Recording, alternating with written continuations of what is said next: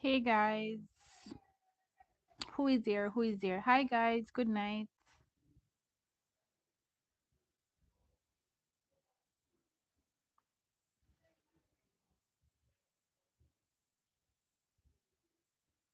Who is here? Anybody's here? Good night. So tonight I wanna pretty pinky. Hey, what's up? So tonight I wanna read. I'm continuing my reading. I don't know if I can read it backwards, but it's Rich Kid, Smart Kid, and it says give your child a financial head start. So I'm gonna be reading chapter 3, which is chapter 3 is give your children power before you give them money. So that's chapter 3. I already did the chapter 1 and 2, which is on my page. I didn't label them though, I'm sorry. But I did chapter 1 and chapter 2 already, and I want to do chapter 3 today. So if you're interested, stick around. Don't forget to leave a like on the video, and leave a comment so that I know that you're here. And don't forget you can react to the video from what's on the side, the heart and the face, the smiley faces and the thumbs up and all of that. So don't forget to tap the screen, guys, and leave a comment so I know that you guys are here. Or I think you can double tap. If you double tap the screen, I think it will like the video as well. All right, so let's get into it. Are you guys ready? Let me know if you're ready and I can start.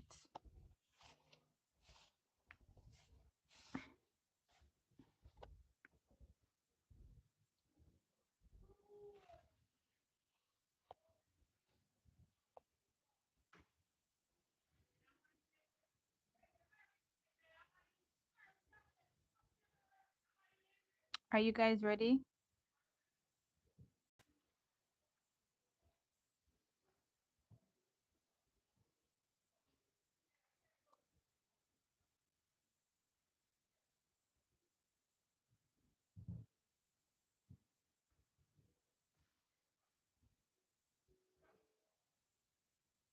Are you guys ready? Not getting any response from anybody.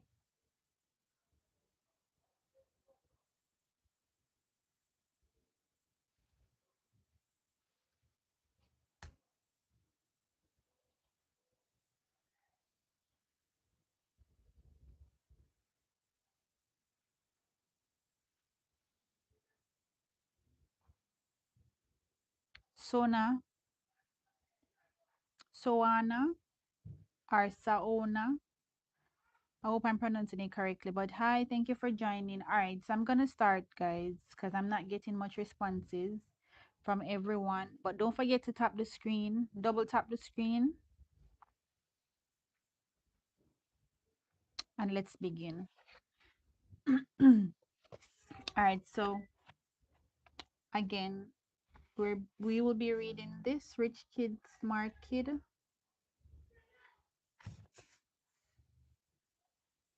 and I'm at chapter 3. So chapter 3 says,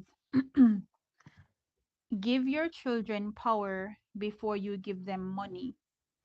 One day, my classmate Richie invited me to spend the weekend at his family's beach house. I was thrilled. Richie was one of the coolest kids in school, and everyone wanted to be his friend. Now I had been invited to the ultimate his beach house, located in a private estate about 30 miles from my home. My mom helped me pack my bag and thanked Richie's mom and dad when they came to pick me up. I had a fabulous time. Richie had his own boat and many other neat toys. We played from morning until night. By the time his parents dropped me off at home, I was sunburned, exhausted, and thrilled. For the next few days, all I talked about at home and at school was my weekend at the beach house. I talked about the fun, the toys, the boats, the good food, and the beautiful beach house. By Wednesday, my family was tired of hearing about my weekend at the beach. On Thursday night, I asked my mom and dad if we could buy a beach house near Richie's beach house. With that, my dad exploded. He had heard enough. For 4 days now, all this family has heard about is your weekend at Rich's beach house. I'm tired of hearing about it. Now you want us to buy a beach house? That is the last straw. What do you think I'm made of? Money? The reason we don't buy a fancy beach house is because I can't afford it. I can barely pay the bills and keep food on this table. I break my back working all day. I come home to bills. I come home to bills I can't pay, and now you want me to buy you a beach house and a boat? Well, I can't afford it. I am not rich like Richie's parents. I put food in your stomach and clothes on your back, and I can barely afford that. If you want to live like Richie, then why don't you move in with him? Later that night, my mom came to my room and quietly closed the door behind her. In her hand, she had a stack of envelopes. Sitting at the side of my bed, she said, "Your dad is under a lot of stress financially." I lay there in the darkened room, my body churning with emotional turmoil. Looking up at my mom, being only 9 years old, I was sad, shaken, angry, and disappointed. I hadn't meant to upset my dad. I knew we were in tough economic times. I just wanted to share with the family a little happiness and a picture of the good life, a life that money could buy, a life that maybe we could aspire to. My mom began showing me the bills, many with numbers typed in red. We are overdrawn at the bank, and we have all these bills yet to pay. Some of these bills are 2 months overdue. I know, Mom, I know, I said. I didn't want to upset him. I didn't want to upset him. I just wanted to bring some fun and happiness to our family. I just wanted to share with the family what a life with money could be like. My mom stroked my forehead and pushed my hair back. I know you meant well. I know that things have not been too happy in our family lately, but right now we are in financial trouble. We are not rich people and probably never will be. Why? I asked, nearly pleading for some sort of explanation. We just have too many bills, and your dad does not make that much money. On top of that, his mother, your grandmother, just asked if we could send money to help them out. Your dad just got that letter today, and he's worried because they're also having a tough time. We just can't afford the things that Richie's parents can afford. But why? I asked. I don't know why, my mom said. I just know that we can't afford what they can afford. We aren't rich people like they are. Now close your eyes and get some sleep. You have school in the morning and you need to have a good education if you want to be successful in life. If you get a good education, then maybe you can be rich like Richie's parents. But dad has a good education. You have a good education. I shot back. So why aren't we rich? All we have is a lot of bills. I don't understand, I said quietly. I don't understand. Never mind, son. Don't worry about money. Your dad and I will handle our money problems. You have school in the morning, so you need to get a good night's sleep. In the late 1950s, my dad had to drop out of his graduate degree program at the University of Hawaii because he had too many bills to pay. He had planned on staying in school and getting his doctorate in education, but with a wife and 4 kids, the bills piled up. Then my mom got sick, I got sick, my 2 sisters got sick, and my brothers fell from a wall and needed to be hospitalized. The only one not in the hospital or needing medical attention was my dad. He left the graduate program, moved the family to another island, and began working as an assistant to the superintendent of education for the island of Hawaii. He would eventually take over that passion and then move back to Honolulu to become superintendent of education for the entire state of Hawaii. That was the first reason we as a family had so many bills to pay. It took us years to pay off the medical bills, but soon after paying off one set of bills, we would find ourselves owing money for something else that our family put that put our family back in debt. By the time I was 9 years old and met classmates like Richie, I knew there was a big difference between my family and many of my classmates' family. In Rich Dad Poor Dad, I described how by a fluke of boundary lines I attended the rich kids' elementary school instead of the poor middle class kids' elementary school.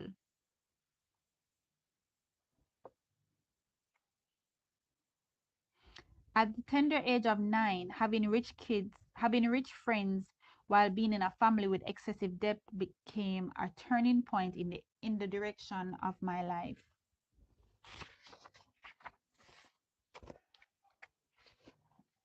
Doesn't it take money to make money?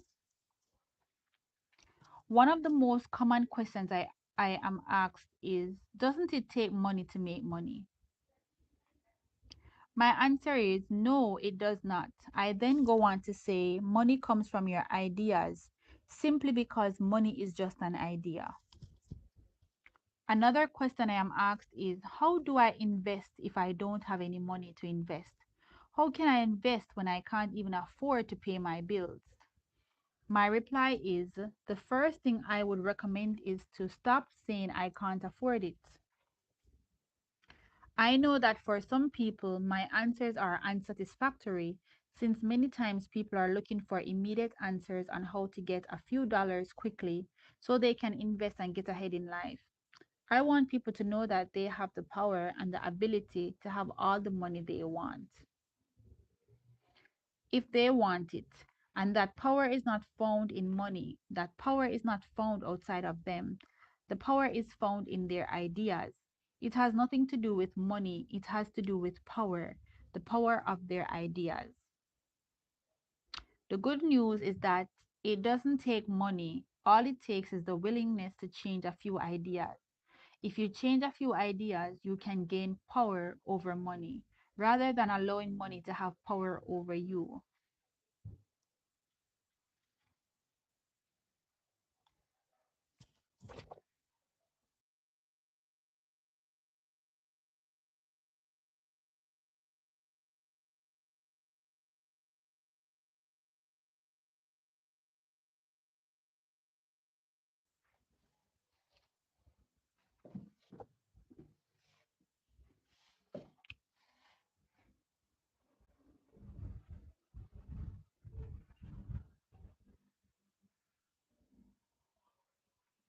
Turn it out of way.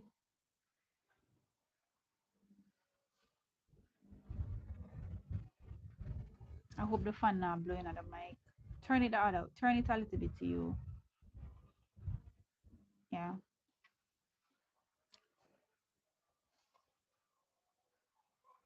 My rich dad often said, poor people are poor simply because they have poor ideas, he said. Most poor people learn their ideas about money and life from their parents. Since we teach nothing about money in school, the ideas of money are handed down from parents to child from generations. The rich the rich don't work for money.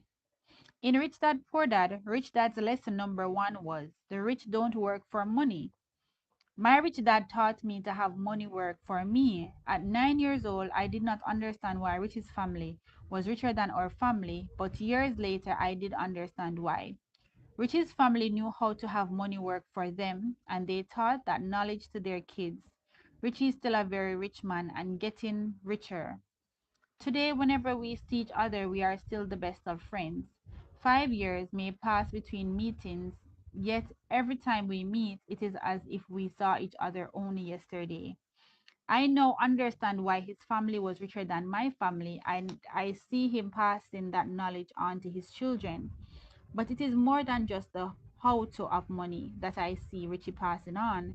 I see him passing on the power over money, and it is this power over money that makes people rich. Not money alone, it is this power over money that I want this book to pass on to you so you can pass it on to your children. In Rich Dad Poor Dad, the story of my rich dad taking my 10 cents an hour away from me drew quite a reaction from our readers. In other words, he had me work for him for free. A friend who is a medical doctor called me up after reading the book and said, "When I read that your rich dad made you stock canned goods in his store for free, my blood boiled."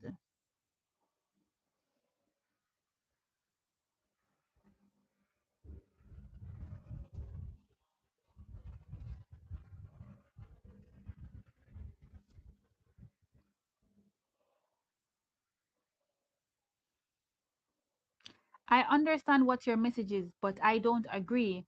That was cruel. You have to pay people. You can't expect someone to work for free, especially when someone else is making money.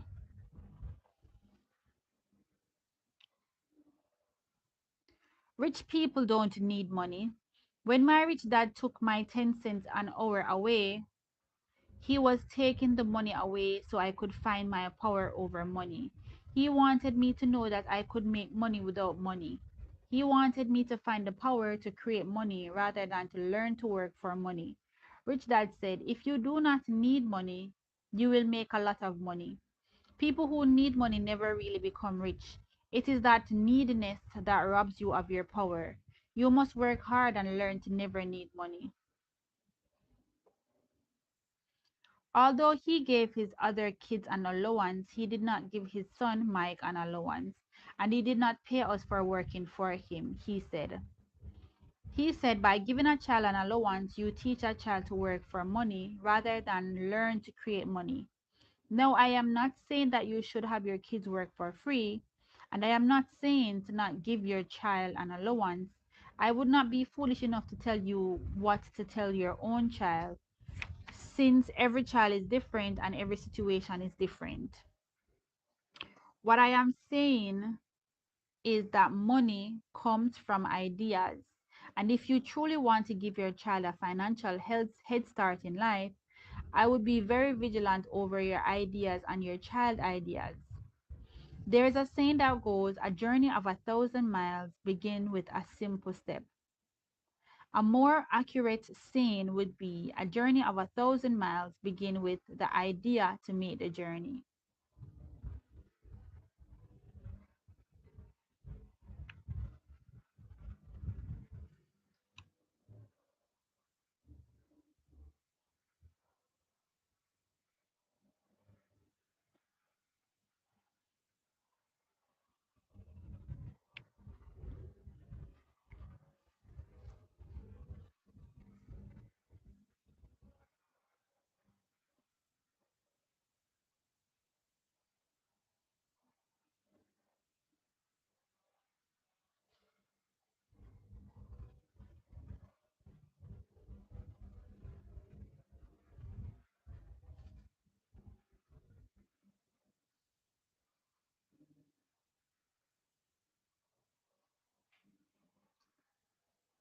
When it comes to money, many people start their life's journey with poor ideas or ideas that limit them later in life.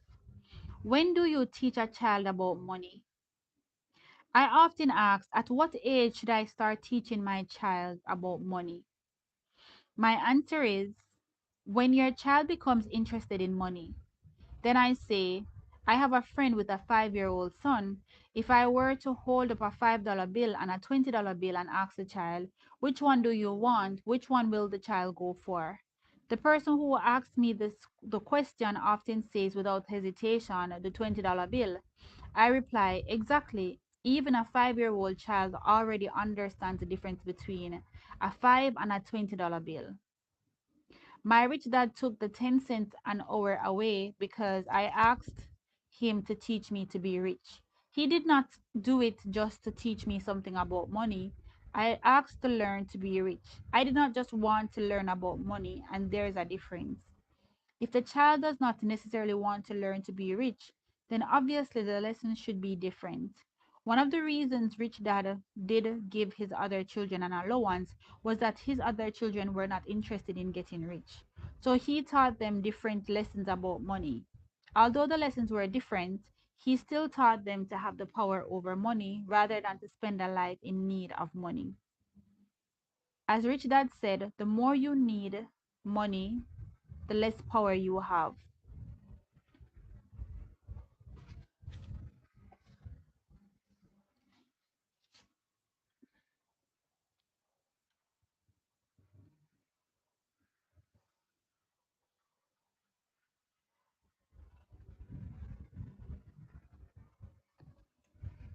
The age is between 9 and 15.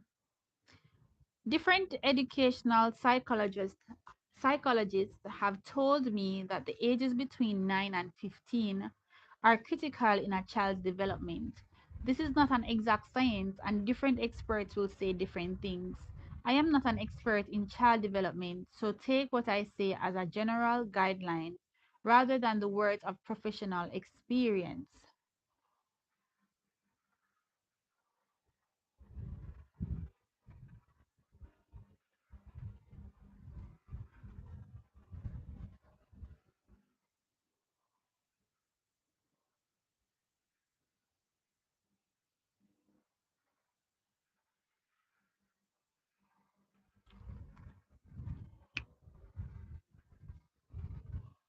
One expert I talked to said that at approximately the age of 9, children begin to break away from their parents' identity, and seek their own. I know that was true for me because at the age of 9, I began to work with my rich dad. I wanted to break away from my parents' reality of the world, so I needed a new identity. Another expert has said that between these ages, children develop what is called their winning formula. This expert describes the winning formula as a child's idea on how he or she will best survive and win. I knew by age 9 that school was not a part of my winning formula, especially after my friend Andy was labeled a genius and I was not. I thought that I had a better chance of being a sports star or being rich than an academic like Andy and my dad. In other words, if a child thinks that he or she is good in school, his or her winning formula may be to stay in school and graduate with honors. If the child is not doing well in school or does not like school, the child may seek a different formula. This expert also had a few other notable points on winning formulas.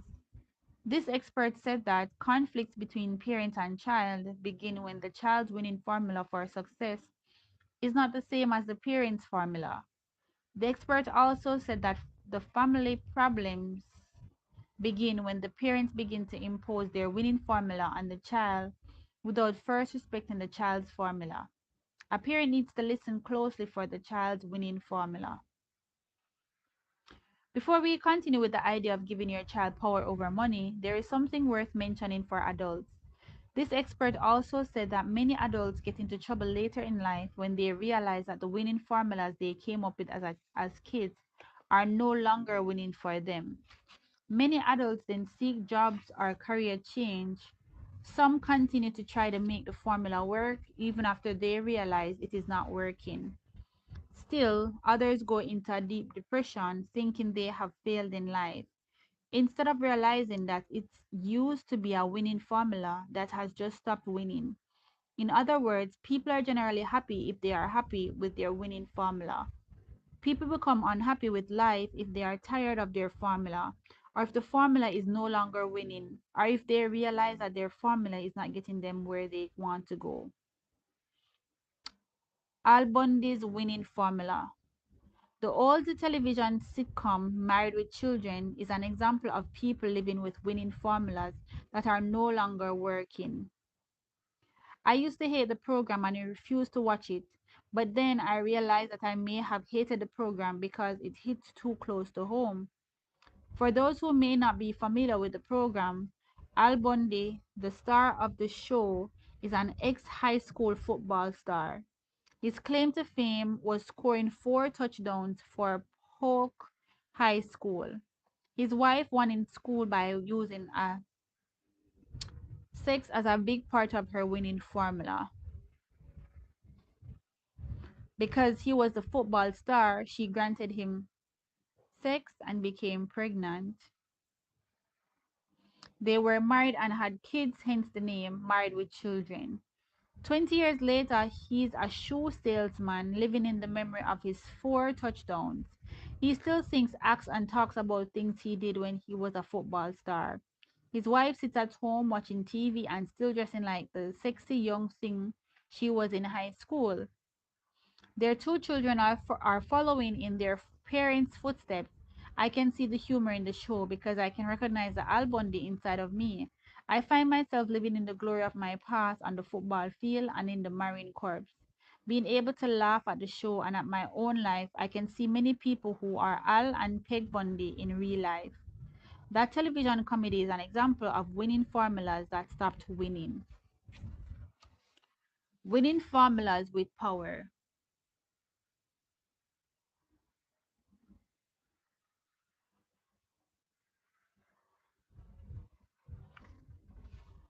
When it comes to money, many people develop a winning formula without any power.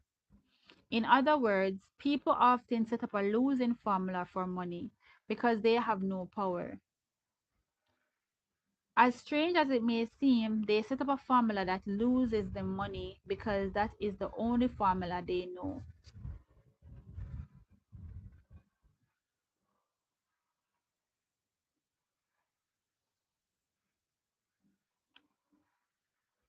For example, I recently met a person who is stuck in a career he now hates. He runs a car dealership for his dad. He makes a good income, but he's unhappy. He hates being his dad's employee and he hates being known as the boss's son. Yet he says that, yet he says he stays there. When I asked him why he stays there, his only reply is, well, I didn't think I could build this Ford dealership on my own. So I thought I'd best stick it out until the old man retires. Besides, I'm making too much money. This his formula is to win with money, but he loses finding out how powerful he could be if he broke free from security. Another example of a losing winning formula is a friend's wife who stays at a job she loves but where she's not getting ahead financially. Instead of changing her formula by learning some new skills, she takes on odd jobs over the weekends and then complains that she does not have enough time with her kids. Obviously, her formula is work hard at what I love and endure. Finding the power to create a winning formula. One of the most important things a parent can do is to help their child create winning formulas that win. And it is very important that a parent be aware of how to do this without interfering with the child's own development. Recently, a pastor of a large church called and asked if I could speak at his church. My record for church attendance is spotty at best. My family went to the Methodist church, but at the age of 10, I began looking at other churches. I did this because I was studying the US Constitution and became interested in the idea of the separation of church and state and the freedom of religious choice.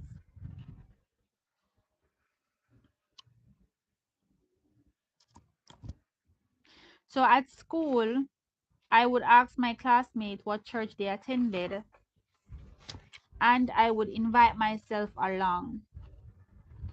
This did not make my mom too happy, yet I did remind her that the Constitution allowed me the freedom of religious choice. For a few years, I enjoyed the experience of going to the different churches that my classmates attended. I went to very ornate churches, simple churches, churches in people's homes, and even a church that was no more than four poles, a tin roof, and no walls. It was quite an experience sitting in church and getting soaked by the driving rain. I definitely felt the spirit that day. Sports talk and shenanigans. Hi.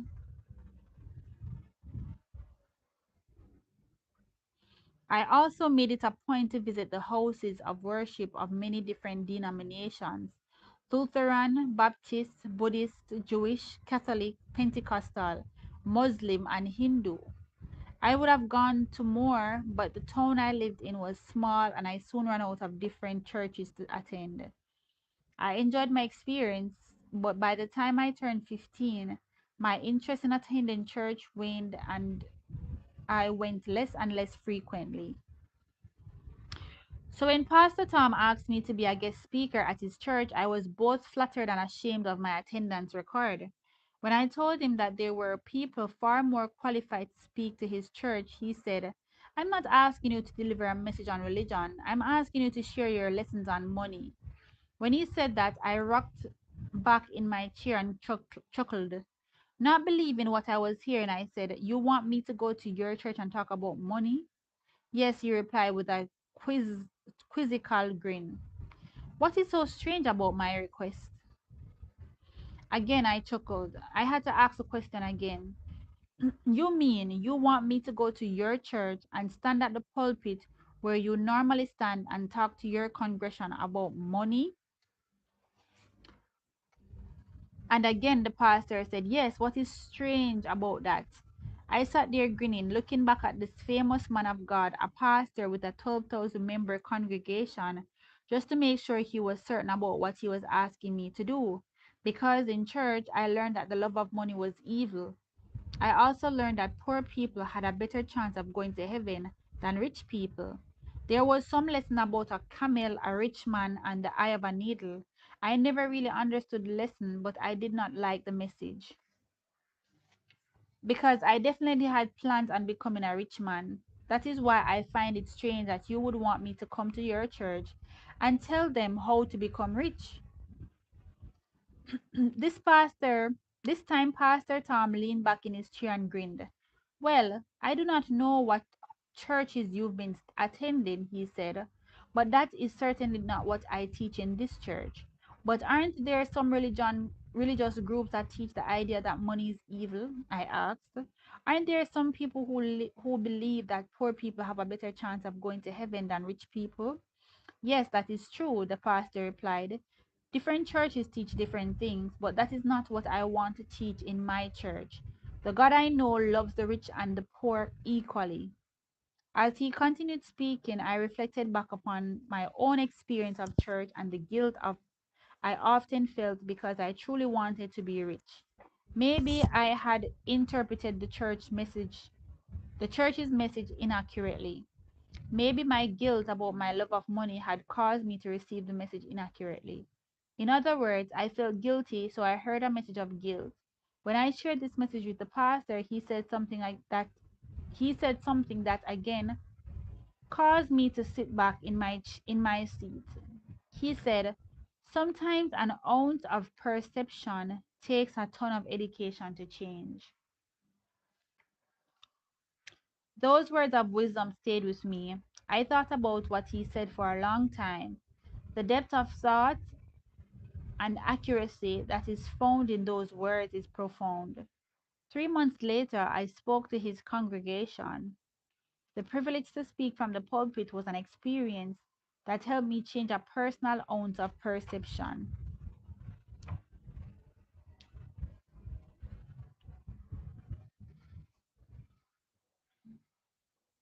An ounce versus a ton. My rich dad often said, "You can never teach a poor person to be rich. You can only teach a rich person to be rich." My poor dad often said, "I'll never be rich. I'm not interested in money, or I can't afford it." Maybe it was having all those medical bills and, sorry, maybe it was having all those medical bills to pay or struggling financially for much of his adult life that caused him to say these things. But I don't think so. I think it was his ounce of perception that helped bring on many of his financial problems. All right, guys. All right. After I finish read this one, I think I'm gonna end it right here. So I've been on for what, 36, 37 minutes. I'm gonna end it after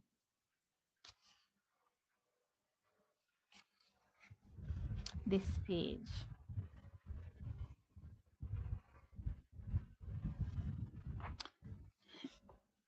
It is parents who most influence a child's perception on life. As mentioned before, Kim and I do not have children, so I dare not tell parents better parents, how to be better parents. I write about how to help mold a child's perception on money. The most important thing a parent can do when it comes to money is to influence the child's perception about money. I want parents to give their children the perception that the child has power over money, rather than the perception that the child is a slave to money. As my rich dad said, the more you need money, the less power you have over money. You don't have to be born poor to become poor. Many people were Many people are poor because they learn to be poor at home. People can also develop a poor perception of themselves, even though they came from rich and middle class families. Something happens to them along the road of life, and they pick up the perception that they will always be poor. I believe that is what happened to my dad. And as mentioned before, it often takes a ton of education to change that perception.